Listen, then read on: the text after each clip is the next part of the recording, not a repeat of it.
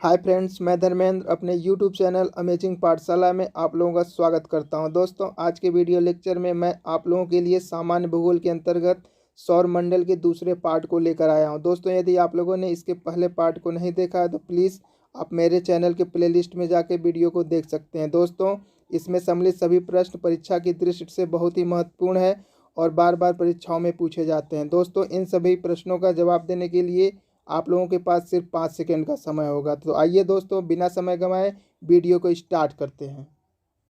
आज का पहला प्रश्न है, आकार की दृष्टि से सौरमंडल में पृथ्वी का कौन सा स्थान है? इसके लिए आपके पास 4 ऑप्शन है। ऑप्शन ए तीसरा, ऑप्शन बी चौथा, ऑप्शन सी पांचवा या फिर ऑप्शन डी छठवां।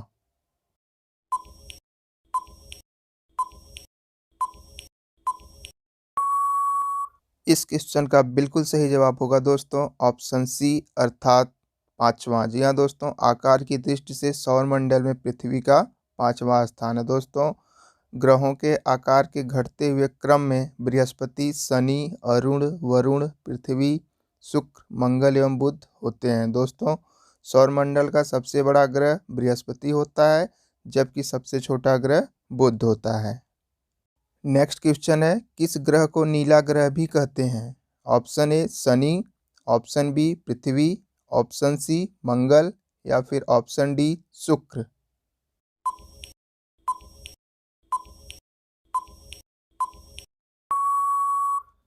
इस प्रश्न का बिल्कुल सही जवाब होगा दोस्तों ऑप्शन बी अर्थात पृथ्वी। जी हाँ दोस्तों, पृथ्वी को नीला ग्रह भी कहा जाता है। दोस्तों, पृथ्वी की सतह पर जल की अधिकता के कारण ही इसे नीला ग्रह कहते हैं। दोस्तों, पृथ्वी पर लगभग 71% भाग पर जल है, जिसमें मुख्यतः जल राशि के रूप में महासागर हैं। अगला प्रश्न है, पृथ्वी किन ग्रहों के बीच स्थित है? ऑप्शन ए शुक्र एवं मंगल के मध्य, ऑप्शन बी मंगल एवं बृहस्पति के मध्य, ऑप्शन सी शुक्र एवं बृहस्पति के मध्य या फिर ऑप्शन डी बुध एवं शुक्र के मध्य।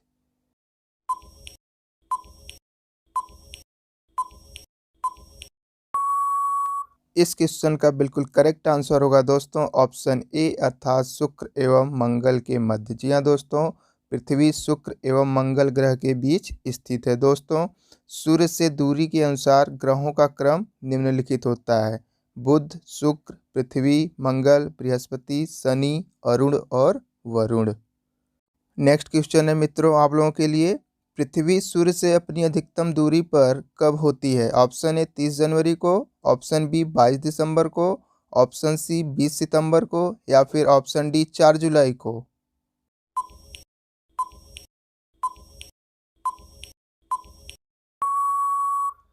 इसका सही जवाब होगा दोस्तों ऑप्शन डी अर्थात 4 जुलाई को। जी हाँ दोस्तों, जब पृथ्वी सूर्य से अपनी अधिकतम दूरी पर होती है तो उसे उपसौर कहते हैं और दोस्तों यह स्थिति प्रत्येक 4 जुलाई को होती है। वहीं पर दोस्तों, जब पृथ्वी सूर्य से न्यूनतम दूरी पर होती है तो उसे उपसौर कहा जाता है और दोस्तों यह घटना 3 जनवरी को होती है।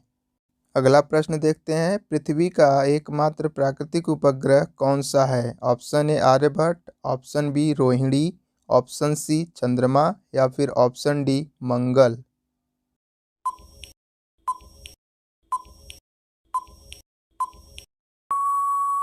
इसका बिल्कुल सही जवाब होगा दोस्तों ऑप्शन सी अर्थात चंद्रमा। जी हाँ, चंद्रमा पृथ्वी का एकमात्र प्राकृतिक उपग्रह है। दोस्तों, यह सौरमंडल का पांचवा सबसे विशाल प्राकृतिक उपग्रह है, जिसका व्यास पृथ्वी के 1/4 तथा इसका द्रव्यमान पृथ्वी के 1/81वां भाग है। नेक्स्ट क्वेश्चन है, दिन और रात होने का क्या कारण है? ऑप्शन ए पृथ्वी का अपने अक्ष पर घूर्णन, ऑप्शन बी पृथ्वी की सापेक्ष सूर्य की गति, ऑप्शन सी पृथ्वी के अक्ष का झुकाव या फिर ऑप्शन डी सूर्य के चारों ओर पृथ्वी का परिभ्रमण।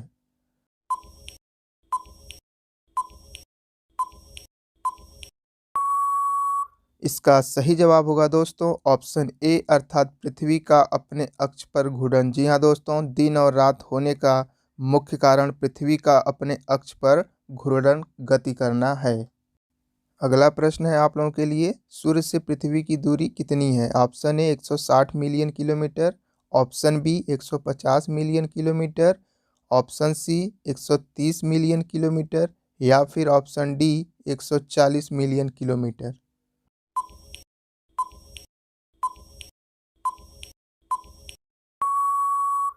इस प्रश्न का बिल्कुल सही जवाब होगा दोस्तों ऑप्शन बी अर्थात 150 मिलियन किलोमीटर। जी हाँ दोस्तों, सूर्य से पृथ्वी की औसत दूरी लगभग 15 करोड़ किलोमीटर है। दोस्तों, सूर्य से पृथ्वी पर प्रकाश को आने में लगभग 8 मिनट 22 सेकंड का समय लगता है। वहीं पर दोस्तों, सूर्य की सतह का निर्माण हाइड्रोजन एवं हीलियम से मुख्य रूप से हुआ है। अगला प्रश्न देख लेते हैं दोस्तों, पृथ्वी अपने अक्ष पर एक चक्कर कितने समय में पूरा करती है? ऑप्शन ए 23 घंटे 56 मिनट 4 सेकंड में, ऑप्शन बी 24 घंटे में, ऑप्शन सी 23 घंटे 30 मिनट में या फिर ऑप्शन डी 23 घंटे 10 मिनट 2 सेकंड में।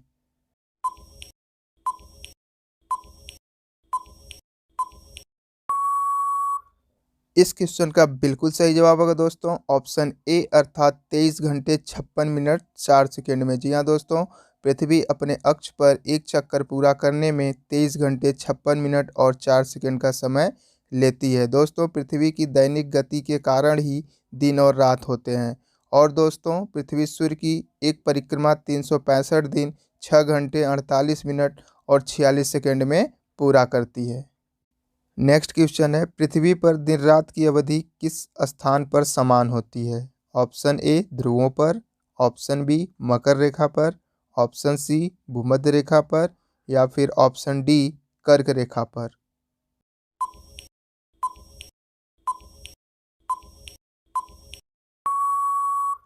इसका बिल्कुल सही जवाब होगा दोस्तों ऑप्शन सी अर्थात भूमध्य रेखा पर। जी हाँ दोस्तों, पृथ्वी पर दिन रात की अवधि भूमध्य रेखा पर समान होती है। दोस्तों, भूमध्य रेखा पृथ्वी की सतह पर उत्तरी एवं दक्षिणी ध्रुव से समान दूरी पर स्थित एक काल्पनिक रेखा है। और दोस्तों, यह पृथ्वी को उत्तरी और दक्षिणी गोलार्ध में विभाजित करती है और इसे विषुवत रेखा भी कहा जाता है।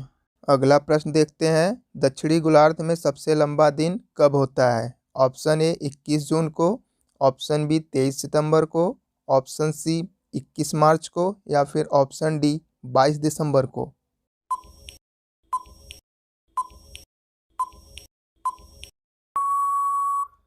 इस प्रश्न का बिल्कुल सही जवाब होगा दोस्तों ऑप्शन डी अर्थात 22 दिसंबर। जी हाँ दोस्तों, दक्षिणी गोलार्ध में सबसे लंबा दिन 22 दिसंबर को होता है।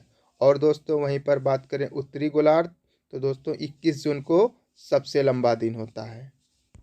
अगला प्रश्न है, निम्न में से किन तिथियों को सूर्य की किरणें विषुवत रेखा पर सीधी पड़ती है? ऑप्शन ए वर्ष भर, option B 21 March, option C 23 सितंबर या फिर ऑप्शन डी 21 मार्च और 23 सितंबर।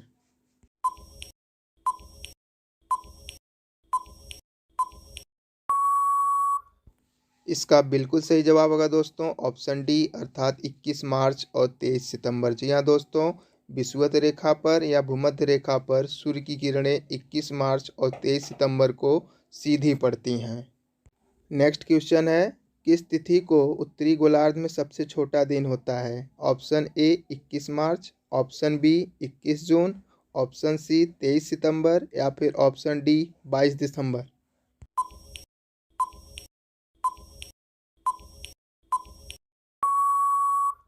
इस प्रश्न का बिल्कुल सही जवाब होगा दोस्तों ऑप्शन डी अर्थात 22 दिसंबर। जी हाँ, 22 दिसंबर को उत्तरी गोलार्ध में सबसे छोटा दिन होता है। दोस्तों, 22 दिसंबर को सूर्य की किरणें मकर रेखा पर लंबवत पड़ती हैं, जिस वजह से दक्षिणी गोलार्ध में इस समय ग्रीष्म ऋतु होती है और यहाँ दिन बड़े और रातें छोटी होती हैं, जबकि इसी समय उत्तरी गोलार्ध में सूर्य की किरणें तिरछी पड़ती हैं, जिस वजह से यहाँ दिन छोटा और रात बड़ी होती हैं।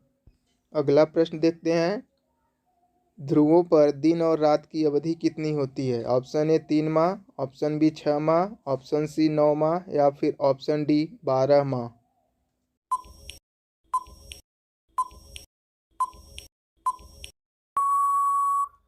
इस प्रश्न का बिल्कुल सही जवाब होगा दोस्तों ऑप्शन बी अर्थात 6 माह। जी हाँ दोस्तों, ध्रुवों पर दिन और रात की अवधि 6-6 महीने की होती है। अगला प्रश्न देखते हैं, किसने सबसे पहले पृथ्वी की परिधि को मापा? Option A Hecataeus, option B Herodotus, option C अरस्तु या फिर ऑप्शन डी इरेटोस्थनीज।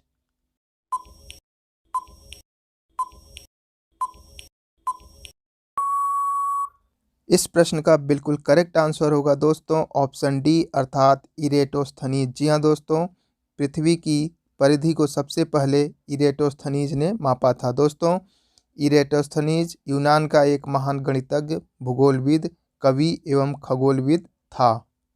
अगला प्रश्न मित्रों आप लोगों के लिए, पृथ्वी का विषुवतीय व्यास लगभग कितना है? Option A 12,700 kilometre, option B 12,756 kilometre, option C 12,650 kilometre या फिर ऑप्शन डी 12,600 किलोमीटर।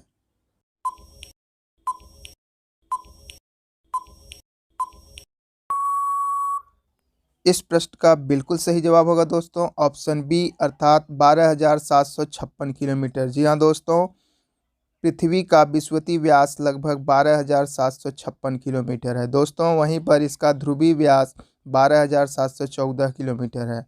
दोस्तों पृथ्वी अपने अक्ष पर 23.5 डिग्री झुकी हुई है। यह अपने अक्ष पर पश्चिम से पूर्व 1610 किलोमीटर प्रति घंटा की चाल से 23 घंटे 56 मिनट और 4 सेकंड में एक चक्कर पूरा करती है।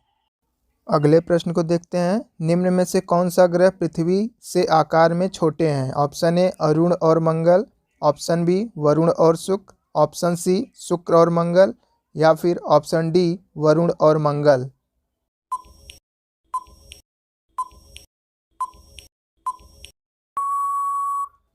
इसका बिल्कुल सही जवाब होगा दोस्तों ऑप्शन सी अर्थात शुक्र और मंगल। जी हाँ दोस्तों, आकार में पृथ्वी से 3 ग्रह छोटे होते हैं, बुध, शुक्र और मंगल। नेक्स्ट क्वेश्चन है, पृथ्वी के अतिरिक्त किस ग्रह पर वायुमंडल पाया जाता है? Option A Budh, option B Brihaspati, option C Shukra या फिर ऑप्शन डी मंगल।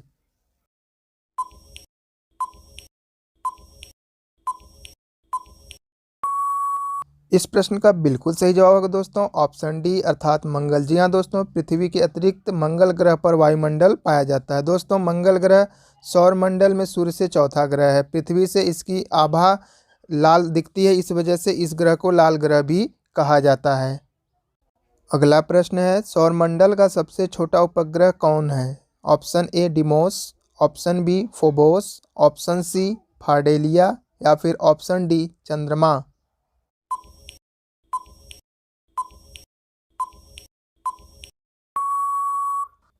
इसका बिल्कुल सही जवाब होगा दोस्तों ऑप्शन ए अर्थात डिमोस। जी हाँ दोस्तों, सौरमंडल का सबसे छोटा उपग्रह डिमोस होता है। दोस्तों मंगल ग्रह के 2 प्राकृतिक उपग्रह होते हैं, एक डिमोस और दूसरा फोबोस।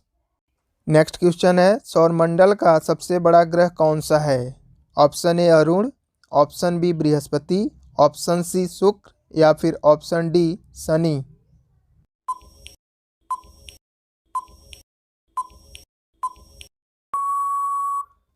इसका बिल्कुल सही जवाब होगा दोस्तों ऑप्शन बी अर्थात बृहस्पति। जी हाँ दोस्तों, सौरमंडल का सबसे बड़ा ग्रह बृहस्पति है। दोस्तों बृहस्पति सूर्य से 5वां और हमारे सौरमंडल का सबसे बड़ा ग्रह है।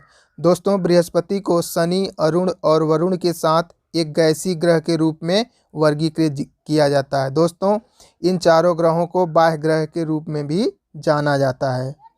अगला प्रश्न है, निम्न में से कौन सा ग्रह सूर्य की परिक्रमा करने में सबसे अधिक समय लेता है? Option A Brihaspati, option B Budh, option C Prithvi या फिर ऑप्शन डी शुक्र।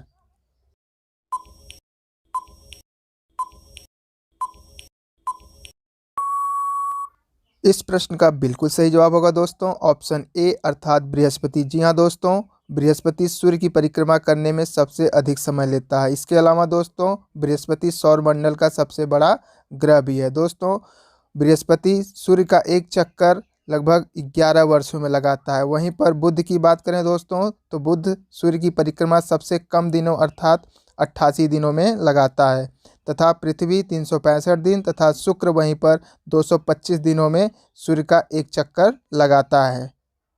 नेक्स्ट क्वेश्चन है, सौरमंडल का सबसे बड़ा उपग्रह निम्नलिखित में से कौन है? Option A Titan, option B Miranda, option C चंद्रमा या फिर ऑप्शन डी गैनीमीड।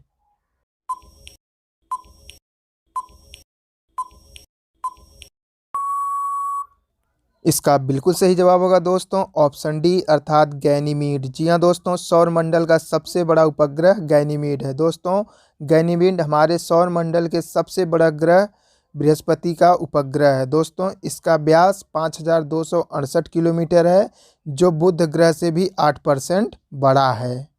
अगला प्रश्न है, निम्नलिखित ग्रहों में से किसके चारों ओर वलय है? Option A Brihaspati, option B Arun, option C Varun या फिर ऑप्शन डी शनि।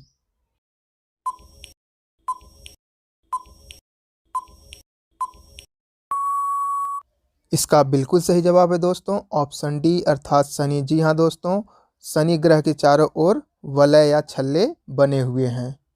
अगला प्रश्न है, सौरमंडल के बड़े उपग्रहों में से एक टाइटन निम्न में से किसका उपग्रह है? Option A Shani, option B Neptune, option C Brihaspati या फिर ऑप्शन डी यूरेनस।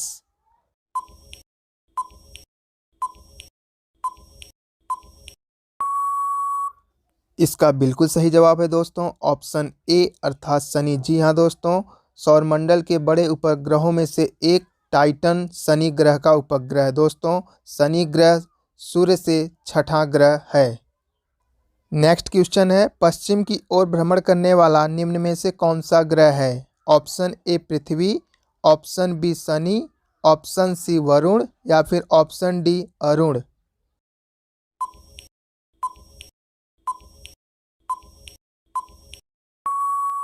इस प्रश्न का सही जवाब होगा दोस्तों ऑप्शन डी अर्थात अरुण। जी हाँ दोस्तों, सौरमंडल में सिर्फ दो ऐसे ग्रह हैं जो पूर्व से पश्चिम की ओर भ्रमण करते हैं, और दोस्तों वे ग्रह हैं अरुण और शुक्र, और अन्य सभी ग्रह दोस्तों पश्चिम से पूर्व की तरफ परिभ्रमण करते हैं।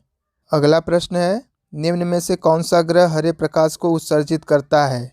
Option A Shukra, option B Brihaspati, option C Neptune, option D Uranus.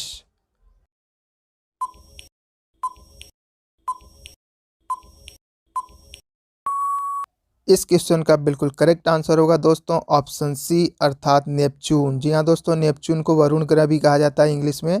तो दोस्तों वरुण या नेपच्यून ग्रह एकमात्र ऐसा ग्रह है जो हरे प्रकाश को उत्सर्जित करता है। दोस्तों वरुण ग्रह हमारे सौरमंडल में सूर्य से 8वां ग्रह है, और दोस्तों यह व्यास के आधार पर सौरमंडल का चौथा और द्रव्यमान के आधार पर तीसरा बड़ा ग्रह है। अगला प्रश्न देखते हैं, सी ऑफ ट्रैंक्विलिटी कहाँ पर स्थित है? Option A Prithvi, option B Mangal, option C चंद्रमा या फिर ऑप्शन डी सूर्य पर।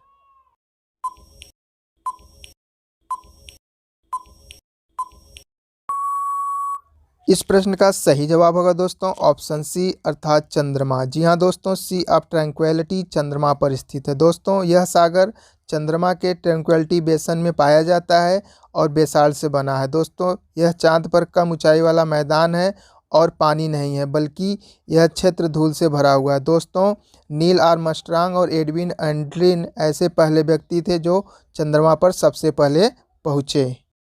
अगला प्रश्न है, चंद्रमा पृथ्वी का एक चक्कर कितने दिनों में पूरा करता है? ऑप्शन ए 30 दिन, ऑप्शन बी 28.3 दिन, ऑप्शन सी 25 दिन या फिर ऑप्शन डी 27.3 दिन।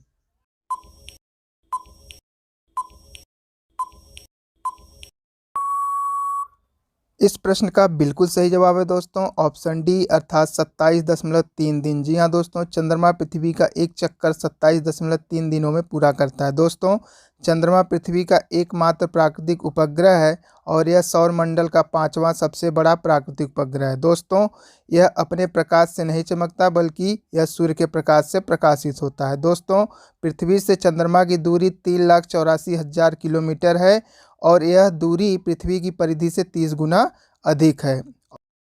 दोस्तों इस प्रकार से हमने सौरमंडल से संबंधित महत्वपूर्ण प्रश्नों का अध्ययन कर लिया है। दोस्तों ये सभी प्रश्न बहुत ही महत्वपूर्ण हैं और परीक्षाओं में बार बार रिपीट होते हैं। दोस्तों यदि आप लोगों को यह वीडियो अच्छा लगा हो तो प्लीज़ वीडियो को लाइक करें, और चैनल को अभी तक नहीं सब्सक्राइब किया है तो दोस्तों चैनल को भी सब्सक्राइब कर लें।